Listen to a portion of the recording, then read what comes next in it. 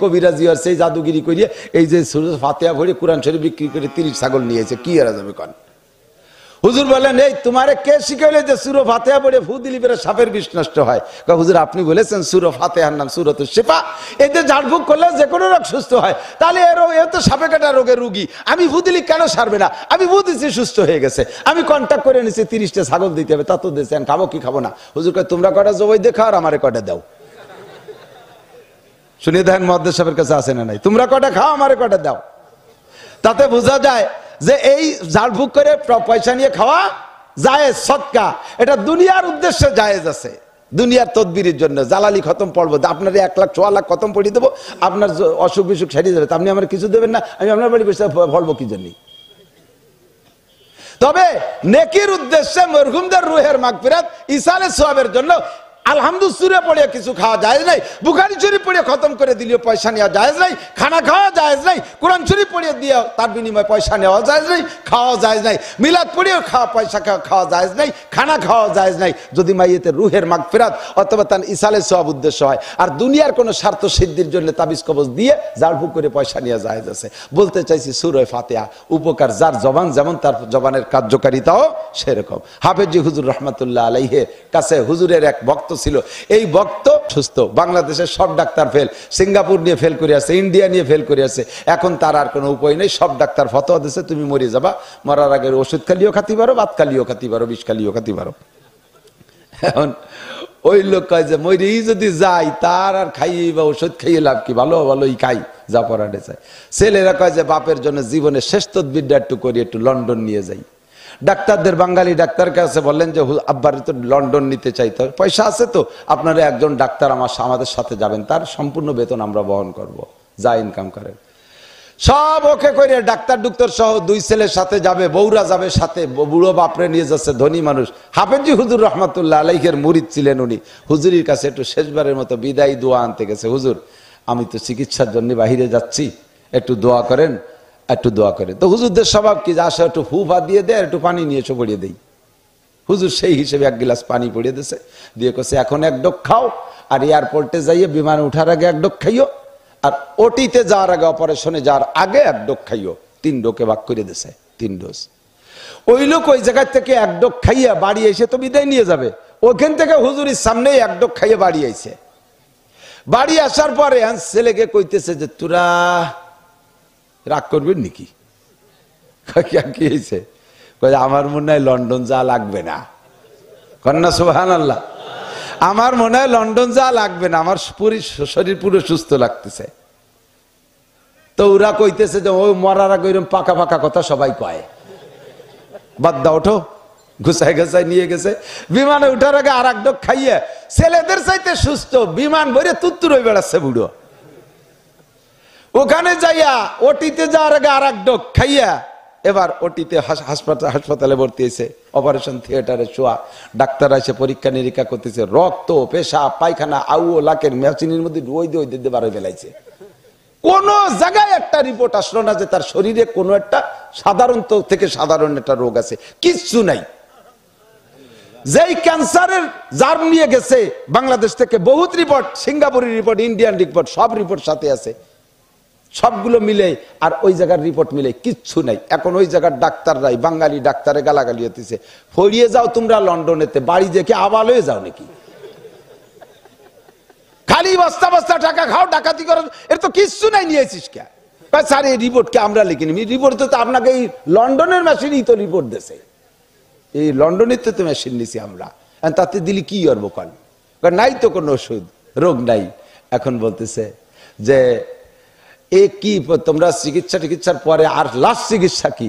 তখন ডাক্তাররা বলতেছে স্যার এক মুরব্বী হুজুর আছে আমাকে দেশে, তার কাছে গেছিল, একটু পানি ভরিয়ে দিচ্ছে, সে কি দিয়ে কি আসছে তা জানি না, তাই খাইছে 2-3 ডোক, এছাড়া তার কোনো ওষুধ পানি খাইনি। তো বলতেছে সেই পানি কি একটু আছে বোতলে? দেখে যে বোতলের তলে একটু পানি আছে। তো পানি ঠুক দাও, তো পানি নিয়ে গবেষণা করি, পানি মেশিনি দিয়ে গবেষণা করে দেখে ওই পানির ভিতরে ওই লোকের দেহের মধ্যে যে ক্যান্সার ছিল, ওই ক্যান্সারকে ধ্বংস করে ক্যান্সার থেকে সুস্থ করার জন্য যে ঔষধ মেডিসিনের দরকার, ওই পানির মধ্যে সেই মেডিসিন আছে। বাঁচায় কে? মারে কে? শেফা কে দেয়? আমি এক ডাক্তারের কাছ থেকে ওষুধ নিছি, নিয়েই হাঁটা দিছি। ডাক্তার কয় দাঁড়ান হুজুর, ওষুধের একটু জাড়িয়ে দেই। জাড় ভুক করে না, ওষুধের একটু জাড়িয়ে দেই। আমি ওষুধের আবার জাড়ে কে? কয় যে ওষুধের কোনো ক্ষমতা না, আমি ওষুধটা জাড়িয়ে দেবো, তারপরে ওষুধই কাজ হবে। বড়ি কয়টা নিয়ে সুরো ফাতেহা পড়ে ফু দিয়ে কয় জানেন খানকে ওষুধের কি ক্ষমতা আছে? ক্ষমতা আছে সুরো ফাতেহার। কথা বলেন। প্রযুক্তির যুগে, বিজ্ঞানীর যুগে কথা বললে মানুষের মানতে কষ্ট হয়। ডাক্তার সাহেব মানে না, হুজুরকে ঝাড় ফুকে কাজ হয় মানে না। না মানতে না মানতে ডাক্তার সাহেবের সাথে হুজুর একটু কৃত্রিম ঝগড়া লাগাই নিয়েছে। ঝগড়া বাধাই কয়ে এই কুত্তো থাম। হুজুর ওই ডাক্তারের কাছে কুত্তো থাম, আল্লাহর কালামে কাজ হয় না তোর ওষুধই কাজ হয়, থাম কুত্তো। কয়ার সাথে সাথে সাদা ডাক্তার লাল হয়ে গেছে। পকেটে ছিল আয়না, খুলে দেয় যে স্যার দেন যে আপনার চেহারাকে আগের মতো হচ্ছে না, ফাইটে গেছে। ডাক্তার কয়ালে কোন জোকারের বেলায় পড়লাম। এই রাগারাগির মধ্যে এবারে কি শুরু হয়ে দিল। কয় স্যার দেখেন চেহারা ঠিক আছে নাকি? কয় না, চেহারা লাল হয়ে গেছে। আপনারে ভালো কিছু কইনি, শুধু কুত্তো কইছি। জগতে, প্রাণী জগতে সবচাইতে নিকৃষ্টতম একটা প্রাণী, সেই নামটা আমার মতো নাপাক মুখ দিয়ে শুধু কুত্তো উচ্চারণ করে আপনাকে বলছি। তাতে যদি সাদা চেহারা লাল হয়, আমার আল্লাহ পাকের কালাম, কালামে পাক কোরআনে কাজী করিম, আমার আল্লাহর কালাম দিয়ে যদি ঝাড়ফুঁক করি, কেন চেহারা পরিবর্তন হবে না? কথা বলেন। কেন শরীর পরিবর্তন হবে না? কেন চেহারা পরিবর্তন হবে না? কুত্তো শব্দে যদি সাদা চেহারা লাল হয়, তাহলে আলহামদুলিল্লাহ কেন সাদা চেহারা লাল হবে না, লাল চেহারা সাদা হবে না? আমানতু বিল্লাহ লা ইলাহা ইল্লাল্লাহু মুহাম্মাদুর রাসূলুল্লাহ। সূরা ফাতিহা পড়েন, আমাদের হুজুরদের কাছে নিয়ে আসেন ঝাড়ফুঁক করার জন্য। আমি মা চাচিকে কই, এই দুনিয়ায় সবচাইতে বড় কবিরাজ হলো মা, সবচেয়ে বড় ডাক্তার মা, সেকেন্ড ডাক্তার আব্বা। সন্তানের ব্যাপারে, কারণ তাদের দোয়ায় সন্তান সুস্থ হয়, ঔষধ লাগে না। রাতের বেলা বাচ্চা মরে মরে ভাব বিছানে ফেলাই থুইয়া মা 2 রাকাত নামাজ পড়ে সিজদায় পড়ে মালিকের কাছে যদি প্রার্থনা করে, রব্বুল আলামিন, আল্লাহ আমার পূর্ণ বিশ্বাস, আল্লাহ আমার সন্তানকে ফিরিয়ে দিতে হবে। আমি মা, তুমি বলেছো মায়ের দোয়া তুমি কবুল করতে মাঝখানে কোনো ওসিলা লাগে না। আমার সন্তানের জন্য আমার দরখাস্ত, আল্লাহ আমার বাচ্চাকে তুমি সুস্থ করে দাও। মা সিজদাতে মাথা উঠাইতে আল্লাহর রহমতে বাচ্চাকে আল্লাহ সুস্থ করে দেবে। মা যদি হয় মুসা আলাইহিস সালামের মায়ের মতো ইমানদার মা, তাহলে সাগরে ফেলানোর সন্তানকে আল্লাহ তাআলা আবার কোলে ফিরিয়ে দেয়। মা যদি হয় ইব্রাহিম আলাইহিস সালামের মায়ের মতো মা, বাগরে দিয়ে তার সন্তানরে পাহারাদারি করে বাচ্চাকে আবার মায়ের কোলে ফিরাইয়া দেয়। কথা বলেন ঠিক ঠিক না? মা যদি হয় ইমানদার, তাহলে ওই মায়ের সব কথা আল্লাহ পাক কবুল করে। ও মা, আপনি হবেন সবচাইতে বড় কবিরাজ। বাচ্চারা কান্নাকাটি করলে হুজুরের কাছে নিয়ে আসে। হুজুর কয় কলা গাছের ছুটা উঠোই নিয়ে এসো। কলা গাছের ছুটায় কয় ফুট দিয়ে, কয় জবান দিয়ে দাও, দাও 20টা, 1 ফুটি 20টা। বারহাল হুজুরদের একটা ইনকাম সোর্স, সমালোচনার দরকার নাই। হুজুরের যে ফু দেয় এটা হলো ইমামতি বাঁচানোর ফু আর 20 টাকা দামের ফু। আর মা যে ফু দেয় এটা কলজের থেকে আসে। কতক্ষণ বাচ্চায় কান্দে, কোলে করে নিয়ে ঘুরবেন, আলহামদুলিল্লাহ ফু দেবেন, সূরা ইয়াসিন গুনগুন করে পড়ে তারে শোনাবেন। কিছু না পারেন কমপক্ষে সূরা নাবার আম্মা তাসালুন 30 নম্বর পারার প্রথম সূরার মধ্যে পাবেন আয়াতটা, ওয়াজআলনা নাওমাকুম সুবাতা, ওয়াজআলনা নাওমাকুম সুবাতা। এই আয়াতটা বারবার আওয়াজ করে করে বাচ্চার কানে শুনে হাঁটবেন আর শুনাইবেন। আর আপনি তেলাওয়াত করবেন, আপনার মুখে তেলাওয়াত করবেন, বাচ্চায় শুনবে। 5 থেকে 10 মিনিট শুনাইলে ইনশাআল্লাহ বাচ্চার কান্নাকাটি বন্ধ হয়ে যাবে, বাচ্চা ঘুমায়া যাইবে। এই সূরার নাম সূরাতুল ফাতিহা। আলহামদুলিল্লাহি রাব্বিল আলামিন। নামাজের মধ্যে পড়া ফরজ, নামাজের মধ্যে পড়া ওয়াজিব। নামাজের ওয়াজিব কয়টি? 14টি। জোরে বলেন কয়টি? নামাজের ওয়াজিব কয়টি? 14টি। তার ভিতরে একটা সূরা ফাতিহা পড়া। বলেন, সূরা ফাতিহা পড়া। সূরা ফাতিহা ছাড়া নামাজ হয় না। হাদিসে আছে লা সালাতা ইল্লা বিফাতিহাতিল কিতাব। তবে আমাদের ইমামের পিছনে যদি নামাজ পড়ি, মাসালা শুনে নেন, হুজুর আছে সাথে পাশের ওয়াজ করতে আমার সাহস একটু বেশি হয়, আটকে গেলে উনি কয়ে দিবেন। হাদিসে আছে লা সালাতা ইল্লা বিফাতিহাতিল কিতাব, সূরা ফাতিহা ছাড়া নামাজ হবে না। এই সূরা ফাতিহা যদি ইমামের পিছনে আমরা নামাজ পড়ি, ফরজ নামাজ, সুন্নাত নামাজ, বেতের নামাজ, রমজান মাসে সুন্নাত নামাজ তারাবি পড়ি, বেতের নামাজ পড়ি, ওক্তীয় নামাজ 12 মাস কাল পড়ি। যার নামাজে ইমাম আছে তার নামাজে মুসল্লির কোনো কিরাত পড়া লাগবে না, সূরা ফাতিহা পড়া লাগবে না, অন্য কোনো কিরাতও পড়া লাগবে না। কয় হুজুর একেবারে চুপ করে দাঁড়ায় না থাকি কিছু পড়ি? তোমার যদি ভর্তি কয় তাহলে বড়, তা বড় তাই নেই কি বড়? যা ভরছে তাতে 7 আয়াতে 5 7 35টে ভুল। তুই ও 7 না ভরি চুপ করে থাক। যা ভরিছিস ওতে আরো নষ্ট করে ফেলাবে। পড়িসতে তোর সুযোগ দেশে আমাদের হানাফি মাযহাবের মাসলাক, আল্লাহর রহমতে এই সুযোগটা আমরা পেয়েছি, কাজে লাগাবো। ইমামের পিছনে যখন দাঁড়ানোছি, আরে সুন্নত নামাজ, নবীও মানুষ, আমিও মানুষ, নবীর সুন্নত, কিয়ামতে নবীর সাথে একটা কলিশন অন্যভাবে করে নিতে পারবো। কিছু করতে পারি না, সাইডে দাড়ি নিয়ে গেছি, আমার দাড়ি করা দেখে নবী খুশিতে যদি সুপারিশ করে তাহলে মাফ করে দিতে পারে। এই সুন্নত নামাজের দিক নবী খেয়াল নাও করলে না করতে পারে, কিন্তু ফরজ নামাজ তো আল্লাহর হক, ওটা আল্লাহ বুঝে আদায় করে নেবে। সে জায়গায় আল্লাহ সুযোগ করে দিয়েছে। নবী বলেন, মান কানা ফি সালাতি ইমামুন ফাকিরাতুল ইমামি লাহু কিরাতুন, যার নামাজে ইমাম আছে তার ইমামের কিরাতি তার কিরাত, তার সূরা ফাতিহা পড়া লাগবে না, সূরা ফাতিহা পড়া লাগবে না। ইমাম যখন পড়ে ছেড়ে দেবে গায়রিল মাগদুবি আলাইহিম ওয়ালাদ দাল্লিন, যদি জাহেরি কিরাত হয়, আপনি যদি শোনেন গায়রিল মাগদুবি আলাইহিম ওয়ালাদ দাল্লিন, সঙ্গে সঙ্গে আপনি বলবেন আমিন। এই আমিন আপনি জোরেও বলতে পারেন, আস্তেও বলতে পারেন, আপনারে নিষেধ করি না, জোরে বললে বলতে পারেন, আস্তে বললে বলতে পারেন, দুই রকমই আপনি বলতে পারেন। তবে যদি বলেন যে জোরেই বলতে হবে, জোরেই বলতে হবে, জোরে না বললে হবে না, তখন আপনারে আমি বলবো আস্তেই বলতে হবে, জোরে বললে হবে না, আস্তেই বলতে হবে। কারণ হাদিসে আছে, আল্লাহ নবী বলেন, মান ওয়াফাকা তামিনুহু তামিনাল মালায়েকা গুফিরা লাহু মা তাকাদ্দামা মিন যামবিহি, যার আমিন ফেরেশতার আমিনের সাথে মিলে যাবে। খেয়াল করেন, যার আমিন ফেরেশতার আমিনের সাথে মিলে যাবে, তার সব গুনাহ মাফ। তাহলে আমার আমিনটা ফেরেশতার আমিনের সাথে মিলাতে হবে না? এই ফেরেশতার আমিনের সাথে আমার আমিন মিলানোর দুইটা দিক, একটা হলো ফেরেশতারা যে সময় বলে আমিও সেই সময় বলবো, আরেকটা হলো ফেরেশতারা যে আওয়াজে বলে আমিও সেই আওয়াজে বলবো, তাহলে হুবহু মিলবে আর সব গুনাহ মাফ। আমি একদিক দিয়ে মিলাইছি, ফেরেশতারা যখন বলে আমিও তখন বলছি, তখন কখন? ইমাম যখন ওয়ালাদ দাল্লিন করে ছেড়ে দিয়েছে সেই সময়। মসজিদের মধ্যে ফেরেশতা আছে, আমার গায়ের সাথে ফেরেশতা আছে, এরা আমিন বলছে, সেই সাথে সাথে আমিও বলছি, একদিক দিয়ে মিলাইছি, অর্ধেক গুনাহ মাফ। আর একদিক দিয়ে কোন দিক? ফেরেশতার সাথে মিলাও, তাহলে সব গুনাহ মাফ। আপনি তো তা মিলেন নাই, আপনি অর্ধেকে মিলেছেন আর অর্ধেকে মিলেন নাই, অর্ধেক গুনাহ থাই যেতে পারে। এই জন্য পুরো মিলানোর জন্য আপনি আস্তেই বলতে হবে। কতক্ষণ ঠিক ঠিক না? আগে বলছি জোরেও বলতে পারেন, আস্তেও বলতে পারেন। হাদিসে কোনো এ ব্যাপারে কোনো বাধ্যবাধকতা নাই, তবে বলার ভিতরে আওয়াজ জোরে না হলেও একটু টেনে বলতে হবে। আমিন, একটু মাদ্দা বিহা সাওতাহু, এই আওয়াজটা একটু টানা, মানে যে শব্দ বলতেন শব্দটা একটু টেনে বলা আমিন, কিন্তু জোরে না, আস্তে বলতে হবে। এবার সূরা ফাতিহা যদি ইমাম সাহেব পড়েন আর আপনারা পড়েন, আমার দিক এর এক একটা মাসালার দাম 60 বছর নফল নামাজ ও নফল রোজার চাইতে বেশি। মনে রাখবেন, সূরা ফাতিহা নামাজের মধ্যে পড়ার সময় আপনি প্রত্যেক আয়াত পড়ে পড়ে ছেড়ে দেবেন, প্রত্যেক এক একটা আয়াত পড়ে ছেড়ে দেবেন। হুজুর সাক্ষী, হাদিসের কিতাব, হাদিসের মধ্যে আছে, ইমাম যখন বলে আলহামদুলিল্লাহি রাব্বিল আলামিন, বান্দা যখন বলে আলহামদুলিল্লাহি রাব্বিল আলামিন, সব প্রশংসা কার? যেহেতু রব্বুল আলামিন আল্লাহ সারা জগতের প্রতিপালক, এই জন্য সব প্রশংসা আল্লাহর। এই কথা যখন এদিক এই আয়াত পড়ে যখন আপনি ছেড়ে দেন আলহামদুলিল্লাহি রাব্বিল আলামিন, তখন আল্লাহ পাক সঙ্গে সঙ্গে একটা জব দেয়, সেটা হলো আল্লাহ কয় হামিদানি আব্দি, বড় খুশির সাথে আল্লাহ কয় ও চমৎকার, আমার বান্দা আমার প্রশংসা করেছে। আল্লাহ যে কি খুশি হয়, সঙ্গে সঙ্গে এই জবটা দেয়, হামিদানি আব্দি, বান্দা আমার প্রশংসা করেছে। এরপরে যখন বলেন আর রহমানির রহিম, যখন বলেন আর রহমান আর রহিম, আমার আল্লাহর গুণ রহমান এবং রহিম, পরম করুণাময় দয়াবান আল্লাহ। কথা বলেন ঠিক ঠিক না? এই কথা বললে আল্লাহ কা আসনা আলাইয়া আব্দি, আমার বান্দা আবারও আমার প্রশংসা করেছে। এরপরে বলবেন মালিক ইয়াউমিদ্দিন, এই মালিক ইয়াউমিদ্দিন বলে ছেড়ে দেবেন। এবার আল্লাহ কয় সাদাকা আব্দি, বিচার দিনের মালিক কে?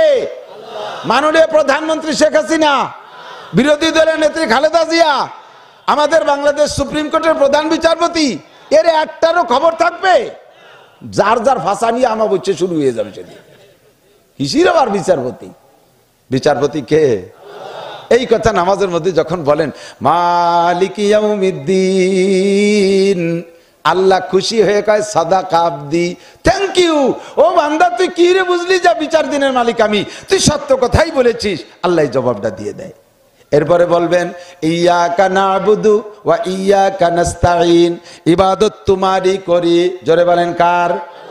নামাজ ইবাদত, রোজা ইবাদত, তিলাওয়াত ইবাদত, জিকির ইবাদত, ফরজ ইবাদত, ওয়াজিব ইবাদত, টুপি ইবাদত, দাড়ি ইবাদত, মুস্কাটা ইবাদত, জামা জুব্বা ইবাদত, তাহাজ্জুদ ইবাদত, ইশরাক ইবাদত, পীরের দরবারে যায় ইবাদত, তবলিগি যায় ইবাদত, মাদ্রাসায় পড়ে আলেম হয় ইবাদত, ফরজ আদায় করা ইবাদত, পর্দা করা ইবাদত। এই সবগুলো করি কার জন্য?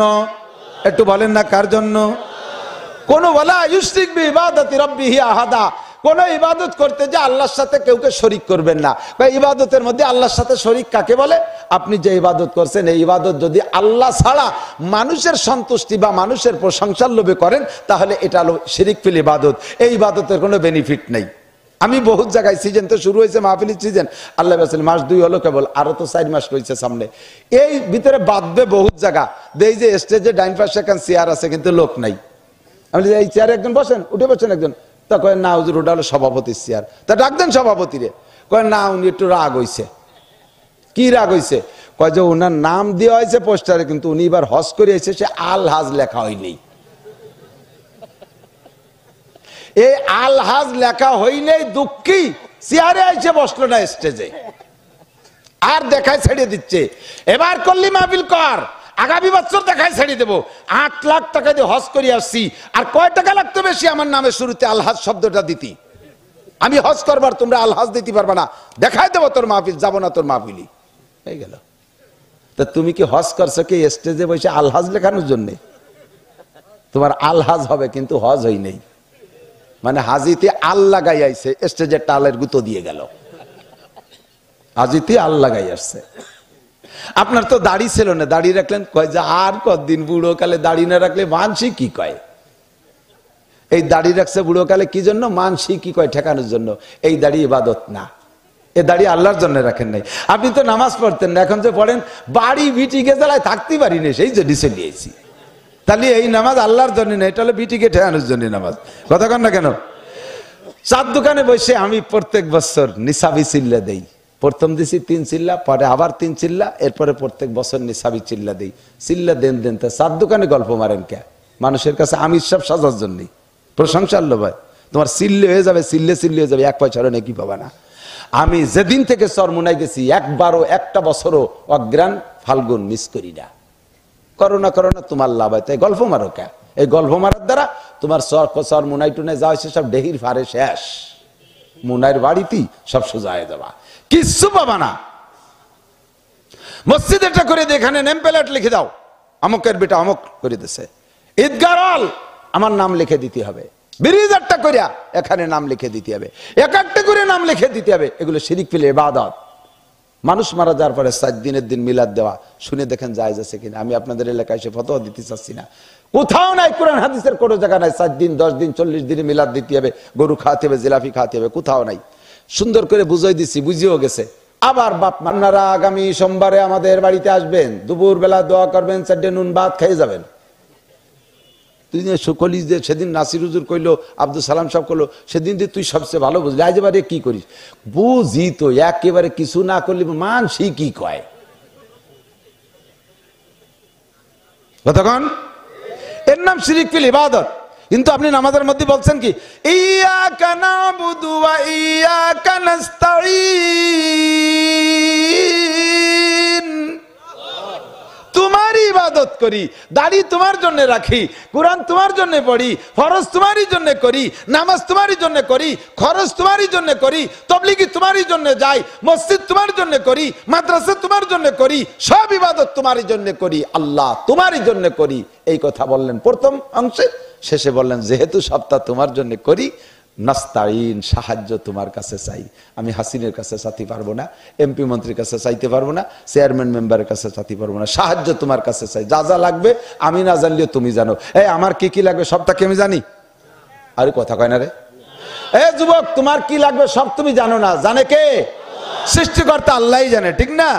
মেশিন বানাইছে যে, ওই মেশিনই জানে না যে আমার কি কি লাগবে, কি কি হলে আমি মেশিন হই। মেশিন বানানিওয়ালা জানে যে মেশিনের কি কি লাগবে, কোন জায়গা গ্রিস লাগবে, কোন জায়গা মোবিল লাগবে, কোন জায়গা তেল লাগবে, কোন জায়গা কি লাগবে, কোন জায়গা ওয়াশার লাগবে, কোন জায়গা নাট বল্টু লাগবে, সব মেশিন বানানোওয়ালা জানে, মেশিনই জানে না। আমার কি লাগবে, আমি একটা মেশিন, আমি জানি না। আমার বানানোওয়ালা আমার আল্লাহ, আল্লাহই জানে আমার কি লাগবে। আমি এক কথাই বলে দিছি, ইয়াকা নাবুদু ওয়া ইয়াকা নাস্তাইন। এই আয়াতের মধ্যে 2টি অংশ লক্ষ্য করছেন নাকি? একটা হলো আল্লাহর ইবাদত করি বলে বললাম, এরপরে আমার প্রয়োজনটা চাইলাম। এই আয়াত বলার পরে আল্লাহ জবাব দেয়, হাজা বাইনি ওয়া বাইনা আবদি, হাজা হাযা বাইনি ওয়া বাইনা আবদি ওয়া লি আবদি মা সাআলা। এই আয়াতটার মধ্যে দুইটি অংশ, অর্ধেক আমার আর অর্ধেক আমার বান্দার। আমারটুকু আমি পেয়ে গেছি, আমার বান্দারটুকু আমি দিয়ে দিলাম। এইভাবে আয়াতরে কেটে কেটে পড়লি ফাঁকে আল্লাহ এই কয়।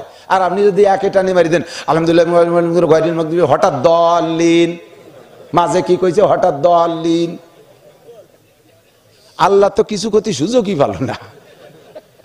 আপনারে যে দেবে দিয়ার ভাগটাই তো ভাই নেই।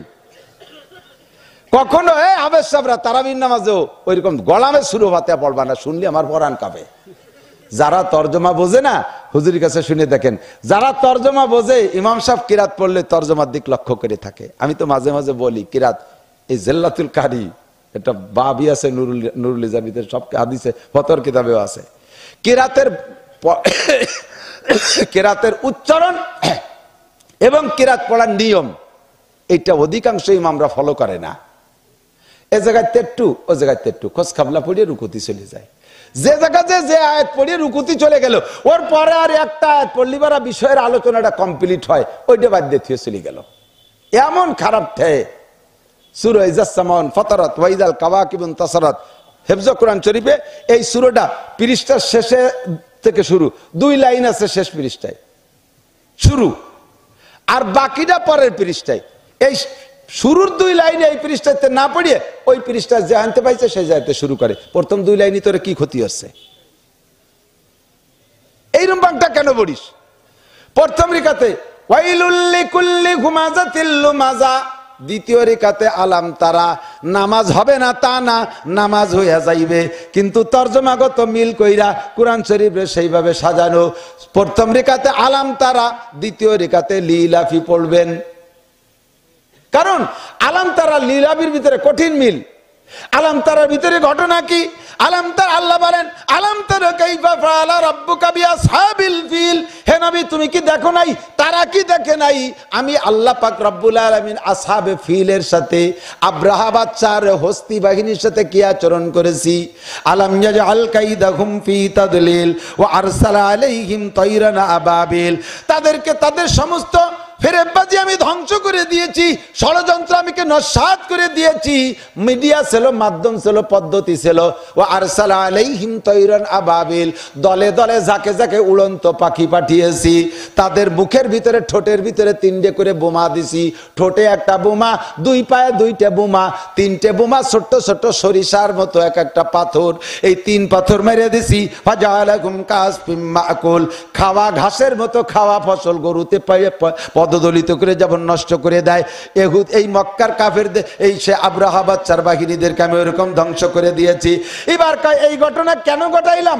এদিক এই আব্রাহা বাদশার সাথে হস্তি বাহিনীর সাথে তায়রান আবাবিল যেই ঘটনা কেন ঘটাইলাম? ও সময় তো নবী ছিল না, ও সময় আমার নবী আসে নাই নবী হইয়া, ও সময় দুনিয়া একজন মুসলমান নাই। এই ঘটনা কেন ঘটাইলাম? কলি ইলাফি কুরাইশ, এই ঘটনাটা ঘটাইছি শুধুমাত্র কুরাইশদেরকে খুশি করার জন্য, কুরাইশদেরকে খুশি করার। আলাম তারা আলাদা সূরা, এই সূরার ঘটনাটা আল্লাহ কেন ঘটাইছে সেই কথা বলতেছে সূরা কুরাইশের মধ্যে। কাজেই প্রথম রিকাতে আলাম তারা, দ্বিতীয় রিকাতে কুরাইশ হওয়াটাই একান্ত জরুরি। আমি কি একটু বুঝতে পারতেছি? তোমার এত কিরামতি দেখানোর দরকার কি? কোন মতে মৌলবী কেমন যেন ভিতরের থেকে বড় সুরতে একটু না ভর্তি পারলি পারে উনি বড় হুজুর, এটা প্রমাণ হয় না। ভালো করে মনে রাখেন, হুজুর যত বড় হয় নামাজের মধ্যে কিরাত তত ছোট হয়, আর হুজুর যত ছোট হয় কিরাত তত লম্বা হয়। মানে ওই বড় কিরাত দিয়ে হুজুরগিরি দেখাতে চায়।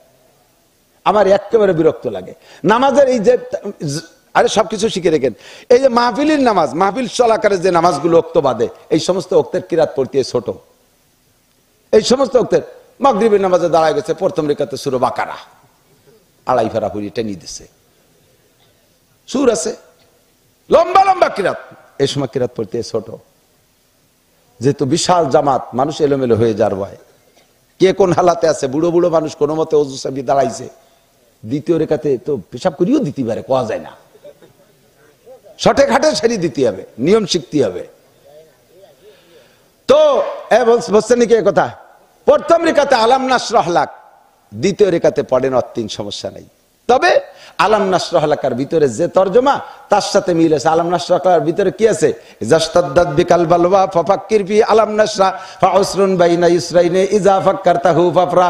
আলাম নাশরাহ লাকার ভিতরে আছে দুই দিকে কষ্ট, দুই দিকে মানে দুই দিকে শান্তি, মাঝখানে কষ্ট। ফাউসরুন বাইনা ইসরাইনে, দুই জায়গা কি আছে? দুই পাশে আগে বলছে আসান, পরেও বলছে আসান, মাঝখানে কিছুদিন কষ্ট। এরপরে সূরা ইজাজার ভিতরে আছে আপনার ফাতা, জয়, কামিয়াবি। কাজেই তরজমাগত দিক দিয়ে সহজ এবং শান্তির দিক দিয়ে দুটোর মধ্যে মিল আছে। আলাম নাশরাহ লাকার পরে ইজাজা পড়েন, অথবা প্রথম রিকাতে ওয়াদ-দুহা পড়েন, ওর ভিতরে কি আছে? হুজুর সাল্লাল্লাহু আলাইহি ওয়াসাল্লাম সম্পর্কে প্রশংসা। আলাম ইয়াজিদকা ইয়াতীমান ফাআওয়া ওয়া ওয়াজাদাকা দাল্লান ফাআগনা ওয়া ওয়াজাদাকা আইলান ফাআগনা ওয়া ওয়াজাদাকা দাল্লান ফাহাদা। নবী পাককে বলতেছেন তুমি ছিলে অভাবী, তোমারে আমি ধন সম্পদ দিয়েছি। তুমি ছিলে এতিম, তোমারে আমি আশ্রয় প্রশ্রয় দিয়েছি। তুমি ছিলে কিছু জান্নাওয়ালা, তোমাকে আমি যোগ্য বানাই দিয়েছি। এরপরে দ্বিতীয় সূরা আলাম নাশরাহ লাকা সাদরাক, এ জায়গা আবার নবীকে সম্বোধন করে, হে নবী আপনার সিনাকে কি আমি খুলে দেই নাই? আলাম নাশরাহ লাকা সাদরাক ওয়া ওয়াদানা আনকা বিজরাক। এক রেখাতে ওয়াদ-দুহা, পরের রেখাতে যে সূরা নাস পড়িয়ে দিল। কি মিল আছে তরজমার? এই পাগলামি করবেন না, ধারাবাহিক সূরা পড়ার চেষ্টা করবেন। এসে গেলে বলি কষ্ট হয়েছে নি আপনাদের? তাহলে প্রথম সূরা ফাতিহা পড়বেন, প্রত্যেক আয়াতে আয়াতে ছাড়বেন। মনে আছে কোন পর্যন্ত গেছি? ইয়্যাকা না'বুদু ওয়া ইয়্যাকা নাস্তাইন। এরপরে আল্লাহকে বলতেছেন আল্লাহ তোমার কাছে সাহায্য চাই, তবে আমার বিশেষ কিছু সাহায্য চাওয়ার একটা কয়েকটা পয়েন্ট আছে। এটা কি বলবো? আল্লাহকে বলো। সেটা কি? এক নম্বরে ইহদিনাস সিরাতাল মুস্তাকিম। এই মজা এদিকায়, ইহদিনাস সিরাতাল মুস্তাকিম। আল্লাহ আমার প্রথম একটা দাবি হলো বাংলাদেশ, আমি তো বাংলাদেশে থাই, কি যে ঝামেলা, আমলিগ, বিএনপি, জামাত, জাতীয় পার্টি, আটরশি, চন্দ্রপাড়া, মানিকগঞ্জ, সুরেশ্বর, বজেশ্বর, ইনায়তপুর, বাহাদুরপুর, শরীয়তপুর, মাদারীপুর, ফরিদপুর, তবলিগের মধ্যে ইতাআতি, ওয়াজাহাতি, চরমুনার মধ্যে আবার শাখা ভাগ হয়ে গেছে, পীরির মধ্যে আবার মাইজভান্ডার, আবার দেওয়ানবাগি, কুতুববাগি, রাজারবাগি, এরপরে আছে কাদিয়ানি, লাস্টে আছে পাঙ্কু সেলিম হিজবুত তৌহিদ নিয়ে। এ কোন জ্বালায় বলছি? এর মধ্যে বেলা আহলে হাদিস, মহিলা পুরুষ সব একভাবে নামাজ পড়ে। বললাম আমি তো বুঝে উঠতে পারতেছি না সঠিক পথ কোনটা, কোন রাস্তা দিয়ে গেলে আমি এই কথা কন না কেন? এই ঝামেলা আছে না নাই? আছে না? যে এক কোরআন, এক নবী, এক আল্লাহ, তাই হুজুরকে মধ্যে এত দল কে? এই তাই আমি কইতেছি আল্লাহকে এরকম দল হবে উম্মতের মধ্যে ৭৩ ফেরকা হবে, ওর মধ্যে একটা দল সঠিক, সেই দলের অন্তর্ভুক্ত হওয়ার জন্য তুমি নামাজের মধ্যে পড়বা ইহদিনাস সিরাতাল মুস্তাকিম। তোমার কাছে সাহায্য চাই, তবে অন্যতম সাহায্য চাই এই ফিতনার জামানায় আমাকে তুমি সঠিক সরল পথটা দেখাও। কোন পথ সঠিক সেটা আমাদের দেখাই দাও। সাথে একটু কয়েও দিছে আল্লাহ আমার তবে এই সঠিক সরল পথ তুমিই দিবা, আমার কিন্তু একটা পথ পছন্দ হয়। কব আল্লাহ, আল্লাহকে বলো সিরাতাল্লাযীনা আন'আমতা আলাইহিম, যেই পথে চলার কারণে তুমি এক দলরে পুরস্কৃত করেছো, সাহাবায়ে কিরামরে পুরস্কার দিয়েছো, তাবেঈনরে পুরস্কৃত করেছো, তাবেঈনরে পুরস্কৃত করেছো, আম্বিয়া আলাইহিমুস সালামকে পুরস্কৃত করেছো, যেই রাস্তায় চলার কারণে এক দলকে তুমি পুরস্কৃত করেছো, আমার কিন্তু ওই রাস্তাটা পছন্দ হয়, আমাকে কি সেই রাস্তায় চালানো যাবে? অনুরোধ আল্লাহ, আল্লাহ অনুরোধ, আমি দুইটা দলরে চিনি, জম্মের চিনা, পায় ধরি তোমার ওই দুই দলের পথে আমার চালাইও না। গায়রিল মাগদুবি আলাইহিম ওয়ালাদ-দাল্লিন, একটা হলো অভিশপ্ত দল আর একটা হলো পথভ্রষ্ট দল। বলেন, একটা হলো অভিশপ্ত দল আর একটা হলো পথভ্রষ্ট দল। সব তাফসীরের কিতাবে লেখে, হুজুর কিন্তু তাফসীর বিভাগের উস্তাদ, শুনে দেখেন সমস্ত তাফসীরের কিতাবে লেখে দাল্লিন মাগদুবি আলাইহিম মানে অভিশপ্ত, আর দাল্লিন মানে পথভ্রষ্ট। এই দুইয়ের ব্যাখ্যা করতে যাইয়া পথভ্রষ্ট অভিশপ্তদের বলা হয় ইহুদি, আর দাল্লিন পথভ্রষ্টদেরকে বলা হয় নাসারা, অর্থাৎ খ্রিস্টান আর ইহুদি। ইসরায়েলরা অভিশপ্ত আর আমেরিকানরা পথভ্রষ্ট, ইসরায়েলরা অভিশপ্ত, আমেরিকানরা পথভ্রষ্ট। এই বনি ইসরায়েল এরা অভিশপ্ত। মুসা আলাইহিস সালাতু ওয়াস সালামের সাথে থাইকা মুসা নবীরে জ্বালাই খাইছে একটানা 40 বছর। এই ময়দানে তিহে যাইয়া আসমানি জান্নাতি খানা মুসা আলাইহিস সালাম চাইয়ে খাওয়াইছে মান্না সালওয়া। মান্না সালওয়া মেরা সদ্দার তিহে গাম খলকে রাজ ফয়জে খানে থানবী, ওই জায়গা বসাইয়া 40 বছর মান্না সালওয়া খাইছে। সে জায়গাও কয় মুসাল্লান নাসবির আলা তাবি ওয়াহিদিন ফাদুলানা রাব্বাকা ইউকলিজ লানা মিম্মা তুমবিতুল আরদু মিন বাকলিহা ওয়া কিসাই ওয়া বুমিয়া ওয়া আদাসিয়া ওয়া বাসালিয়া। ও মুসা, ডেলি এই যে এই বটর পাখি বুনা খাবো আর এই জান্নাতি হালুয়া খাবো, একটা দিন খাতি ভালো লাগতেছে না? তুমি আল্লাহর কাছে অনুমতি নিয়েছো, আমরা সইসে মইসে খেত খামার করে ডাল চাল খেচড়ি মেচড়ি এইগুলো পয়দা খাই। এরপরে কয় জন এগুলো হুকুম দিচ্ছে যা খাই বেড়ে যা, এরপরে কয় যে মুসা আমাকে কান কিতাব আনিয়ে দাও, কিতাব ছাড়া মানবো না। মুসা আলাইহিস সালাম কয় বয় যাচ্ছি, আল্লাহর কাছে কয়ে গেছে কিতাব আনতি। 30 দিনের কথা কয়ে 40 দিন লেগে গেছে। আইসে দেখে যে ওরা সোনায় দিয়ে স্বর্ণ দিয়ে, তো পণ্ডিতের গোষ্ঠী দেন না বানাতে পারে। আইসল কিসেন বেস্তি ইসরায়েলে, এই যে ইসরায়েলির ওই জায়গায় আইসে, সেই জায়গায় আইসে পণ্ডিতগিরি দেখায়, দুনিয়ার অস্ত্র বানায়। মুসা আলাইহিস সালাম গেছে তুর পাহাড়ে কিতাব আনতি। এরা এই বিজ্ঞানীর নাম ছিল সামেরি। ও উম্মতের সমস্ত সোনাদানা কালেকশন করিয়ে পোড়াইয়ে বাসুরেরটা বানাইয়ে, গরুর বাসুরেরটা বানাইয়ে জিবরিল আলাইহিস সালাম হাঁটার সময় যে পা ফেলায় ওই জায়গাতে একটু মাটি ধরে রেখে বাসুরির মুখের মধ্যে দিতেছে, বাসুর ব্যবহারে ডাকে।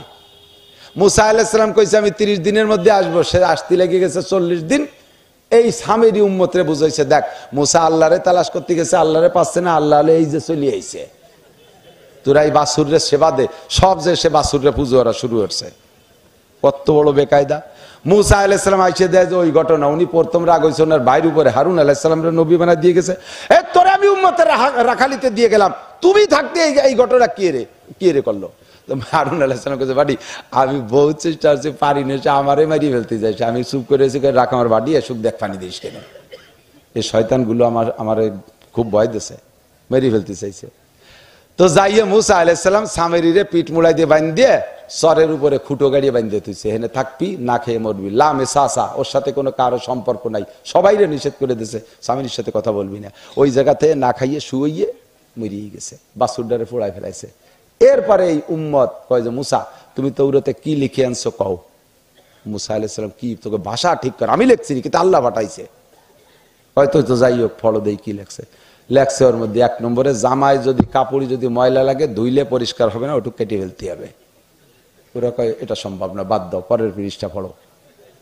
পরের পৃষ্ঠে হলো গায়েও যদি ময়লা লাগে ধুলি সাফ হবে না, ওই গাছতে চামড়া ওইটুকু কেটে ফেলাই দিতে হবে। এটা সম্ভব না, এটা আল্লাহ লেখে না, এটা তুমি নিজে লেখছো। গ্যাঞ্জাম শুরু হয়ে গেছে। এরপরে কয় তারপরে এটা কি লেখছে কও। তারপরের পৃষ্ঠায় লেখছে যদি কেউ কবিরা গুনাহ করে আস্তাগফিরুল্লাহ পড়লে কাম হবে না, আত্মহত্যা করে যার জীবন সে শেষ করে না দিলে গুনাহ মাফ হবে না। কইতে মোটেই সম্ভব না, তুমি এই নিজে নিজে বসে আমাকে পর রাগ হই এই কঠিন কঠিন মশলা লেহে নিয়েছে, তাই না? পারবো না, একটা আমল করতে পারবো। মুসা আলাইহিস সালাম কয় আল্লাহ কোন জ্বালায় পড়লো, কাগে রাখালিয়তে আমারে পাঠাইছো। এখন কথা মানবি কি হলি, কয় যে এই কথাগুলো আল্লাহ নিজেই বলবে আর আমরা নিষ্কালে শুনবো, তাহলে মানি। মুসা আলাইহিস সালামকে আল্লাহ বলে ওয়াজ এখন আমার ওয়াজে কাজ হবে না, ওয়াজ তোমার নিজের করা লাগবে। আল্লাহ কয় ডাইকে নিয়ে 72 জন, 12 কম 6 জন করে 72 জন, তোরা 2 ভাই সহ। এই 72 জন যাইয়া আল্লাহর ওয়াজ শুনতে ময়দানে বসছে। লক্ষ লক্ষ ফেরেশতা আল্লাহ তাআলা নাজিল করে দিয়ে মজলিসটাকে একেবারে ঘন করে ফেলাইছে, সূর্যের আলো মাটিতে পড়তে দিচ্ছে না। এবার ফেরেশতাদেরকে বললেন তোমরা জি জি জি জি শব্দ করো, যাতে বাহিরের কোনো আওয়াজ না ঢুকতে পারে। বাহিরের যদি কোনো আওয়াজ ঢুকে পড়ে, ও জাতি যে জাতি বেকা জাতি, ও কবেন যে কি কে চতুর্দিক দিয়ে শব্দের মধ্যে আল্লাহর কথা কোনটা বুঝে উঠতে পারলাম না, একটা ঝামেলা করতে পারে। কাজেই জি জি শব্দ করো। ফেরেশতারা জি জি পোকার মতো শব্দ শুরু করছে। এর মধ্যে আল্লাহ তাআলা আল্লাহর ওয়াজ তো সংক্ষেপ, 2 কথাই ওয়াজ শেষ। ইয়া বানি ইসরাঈল মা আতাকুমুর রাসূলু ফাকুযুহু ওয়া মা নাহাকুম আনহু ফান্তাহু। এক আয়াত। মা ইয়ানতিকু আনিল হাওয়া ইন হুয়া ইল্লা ওয়াহয়ুন ইউহা। আমার মুসা একটা অক্ষর নিজে লেখে নাই, সব আমার প্রেরিত কালাম। ওই কিতাবে যা আছে আমলের সেগুলো করো, যা আছে বর্জনের সেগুলো ছেড়ে দাও। 2 কথায় আল্লাহর আশ্বাস। তৌরাত সত্য, ওর মধ্যে যা আছে সব আমল করতে হবে। মজলিস ভেঙে গেছে, মাহফিল শেষ। মুসা আলাইহিস সালাম ওই 72 জনের 70 জনের জিজ্ঞেস করছে, ওটা 2 ভাই শুনছিস আল্লাহ কইছে? শুনছিস?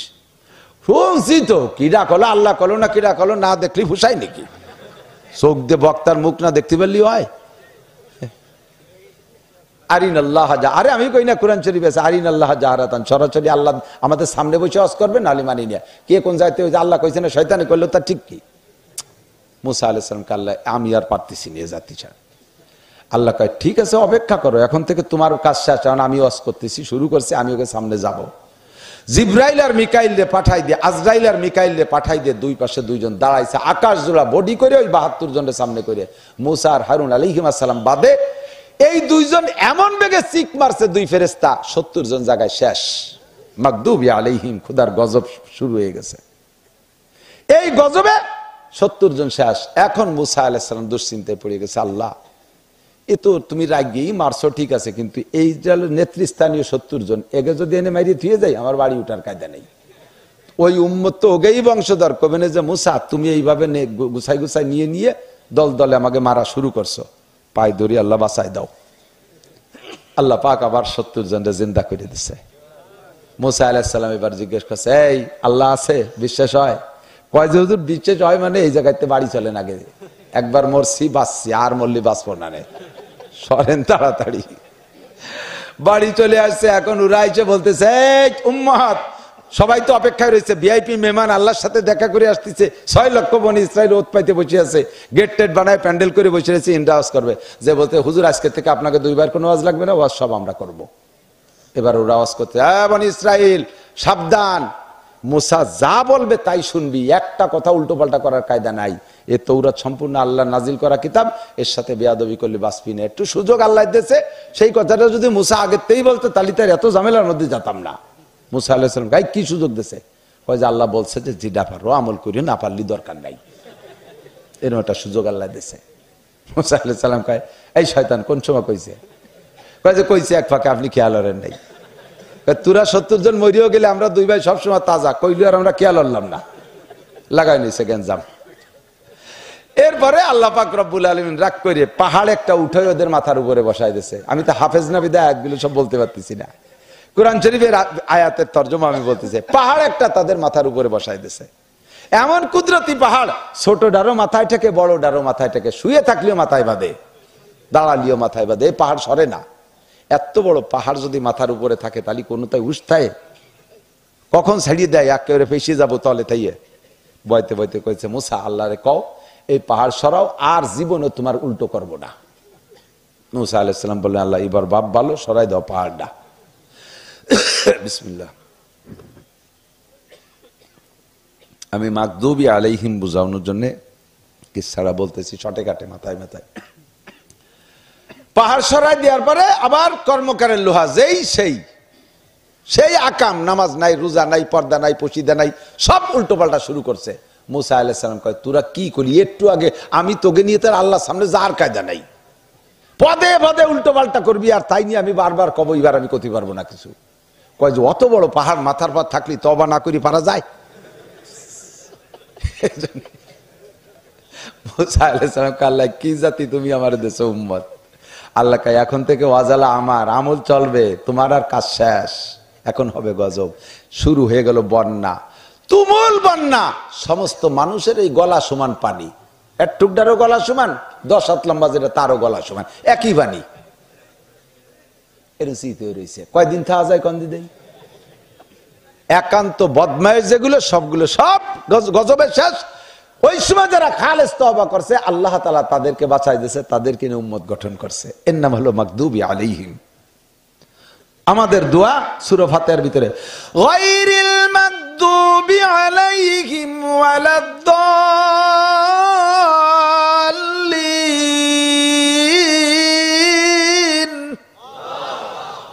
এই অভিশপ্ত দলের অন্তর্ভুক্ত করো না আল্লাহ। ওয়ালাদ-দাল্লিন, পথভ্রষ্ট একটা জাতি। সামনের পর বসে ঈসা আলাইহিস সালাম বলে, ইন্নী আব্দুল্লাহ, আমি আল্লাহর বান্দা। আমার মায়ের পেটে আল্লাহ তাআলা আমাকে ডাইরেক্ট দিয়েছে। আমার মা জানিয়া না, ব্যভিচারিণী না, চরিত্রহীনা না, আমার মা সতীত্ব নষ্টকারী মহিলা না। আমার মাকে কোনো পুরুষে স্পর্শ করে নাই, ডাইরেক্ট আমি আল্লাহর বান্দা। ইন্নী আব্দুল্লাহ আতানিয়াল কিতাব, আল্লাহ আমারে আসমানি কিতাব, ওয়াজআলানি নবিয়্যা, আমার নবী বানাইছে, ওয়াজআলানি মুবারাকা, বরকতওয়ালা নবী বানাইছে। এই কথা মুসা ঈসা আলাইহিস সালাম নিজে বলে, অথচ সেই ঈসা আলাইহিস সালামের উম্মত হলো কারা?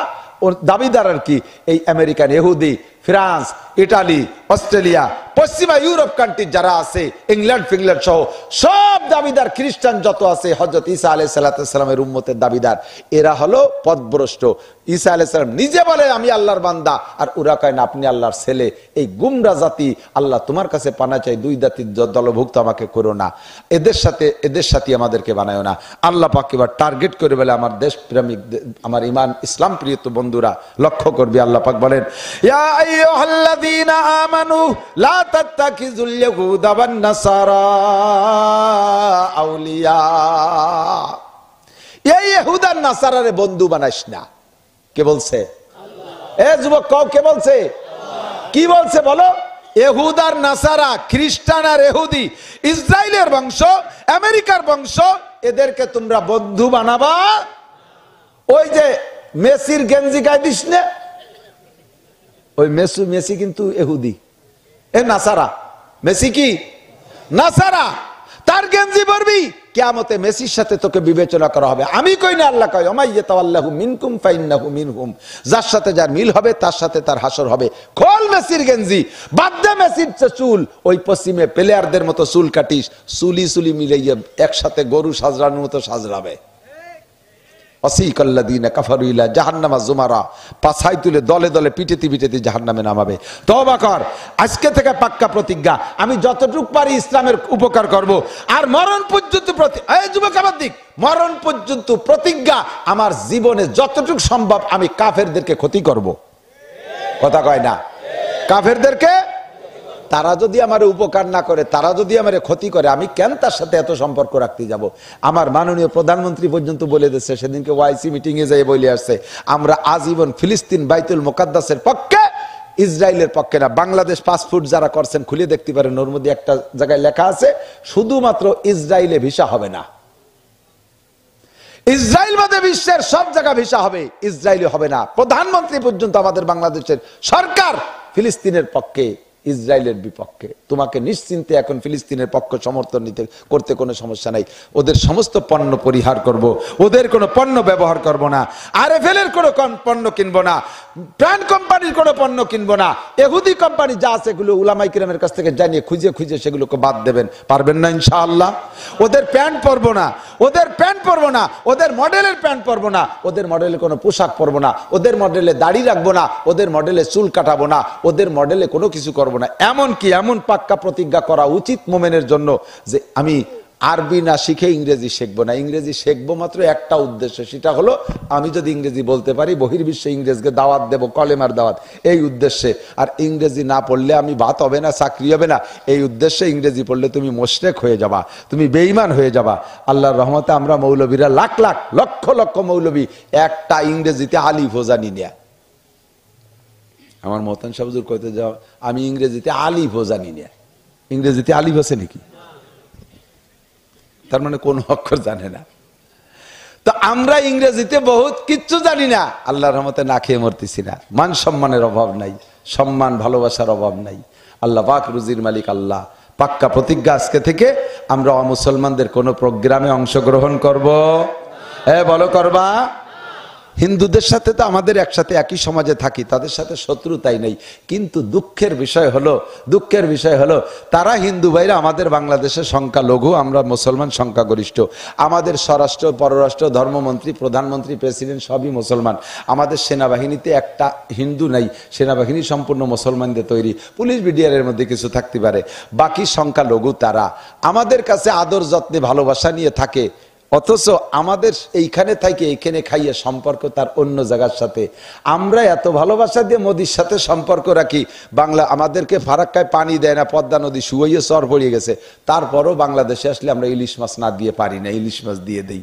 আর সেই মুরব্বী আমাকে বাধ্য থুয়ে লাভ দিয়ে উনি ইসরায়েলকে সমর্থন করতে গেছে একা একা। সেই প্রথম দিনের শোনার সাথে সাথে, কারণ আমেরিকা ওনার বড় আব্বা খুশি হবে সাথে গেলে, সেই জন্য ওনার উপকার হবে না, নির্বাচনে উপকার হবে না। কতক্ষণ ঠিক না? বড় আব্বাই বাঁচাইতে পারবে না, বাঁচাইলে কে বাঁচাবে? মুসলমানদের ছোট্ট ছোট্ট অস্ত্রের ভিতরে আল্লাহর রহমত। একটুক একটা মিসাইল ছাড়ে, একটুক একটা মিসাইল দেন পুতোর মতো। নুড়া কয় নিকে যে পাটা, নুড়া কয় নিকে যে মশলা বাটে, আপনাকে নুড়া কয়, আমাকে পুতো কয়। এই নোড়ার মতো একটুক একটা ছাড়ে, ওর কাজ কি? ও হয়তো যাই এক জায়গায় একটু ধুলোবালি কেল্লা বেল্লা করতে পারে, বাড়ি করতে পারে। আস্ত একটা ট্যাঙ্ক, যেই ট্যাঙ্কটা বানাইতে 60 লক্ষ মার্কিন ডলার, 60 লক্ষ মার্কিন ডলার খরচ একটা ট্যাঙ্ক বানাইতে। এইটাকে একটুক একটা নোড়ার মতো অস্ত্র যাইয়া ধুলোর সাথে উড়ে দিয়ে আগুন ধরাই দিচ্ছে। একে দিনে মারছে 24টা। কন্যা সুবহানাল্লাহ। একদিনে 24টা ট্যাঙ্ক, 10টা সাজোয়া যান আগুন ধরাই দিছে একটুক একটুক। তাহলে অত বড় ডারে ওদের ওই ট্যাঙ্কগুলো বানাইছে এভাবে যে ওর উপরে আর একটা ট্যাঙ্ক মারলে ওদের কিচ্ছু হবে না। আর তাই একটুক একটা নোড়ায় মারি দিচ্ছে।